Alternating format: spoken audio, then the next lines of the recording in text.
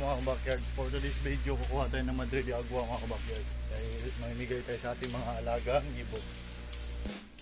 Kunting lakad na lang mga backyard, malapit na tayo. Ang Madrid de Agua nga pala nakukunin ko ngayon mga backyard is nasa gilid ng daan. So dito natin kukunin yung Madrid de Agua mga backyard. Ayan. So ito po yung Madrid de Agua mga backyard. So tapos na tayong kumuha mga backyard, uuwi muna tayo sa bahay. So sinalihan ko na rin ng tangkay mga backyard dahil ang plan ko itatanim ko sa gilid ng aking bakuran. So ito mga backyard, isi-segregate ko sila, kukunin ko yung dahon. And then yung tangkay ng Madrid de Agua itatanim ko.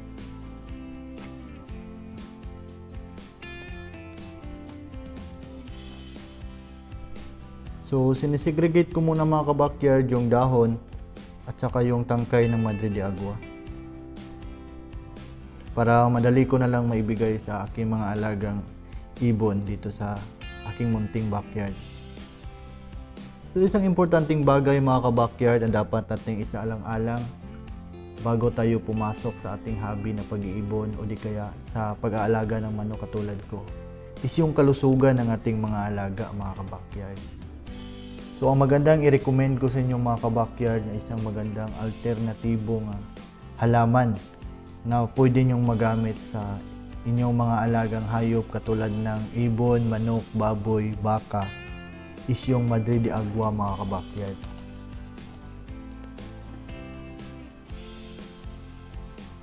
Based sa chemical analytics mga backyard, ang dahon na ito ay naglalaman ng 18.21 crude protein, 12.54 crude fiber, 2.66 crude fats, 11.56 moisture, 5% calcium. Kaya napakaganda ng halaman na ito mga backyard para sa ating mga alagang hayop dahil malaki ang maitutulong niya sa mga kalusugan ng ating mga alaga. So start na tayong mamigay mga backyard. Unahin ko muna tong plain cage ng aking cockatiel at saka yung mga English budgie ko mga backyard.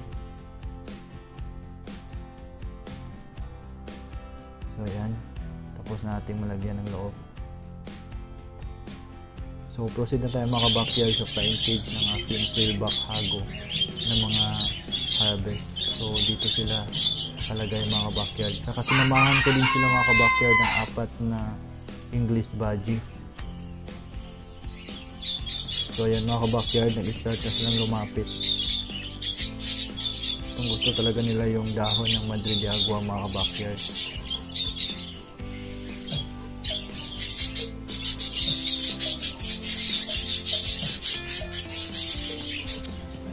So itong pair na itong mga backyard is ito yung na-vlog ko sa inyo na nakapag-harvest ako ng 5 inakay sa kanila. At saka mayroon akong isang pinaputiran na English budgie.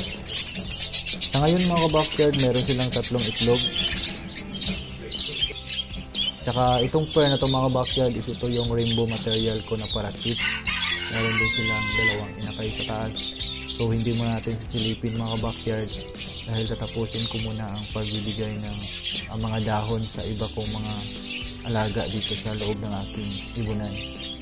So itong plain cage na itong mga backyard, ito yung cage ng aking mga harvest na parakeet.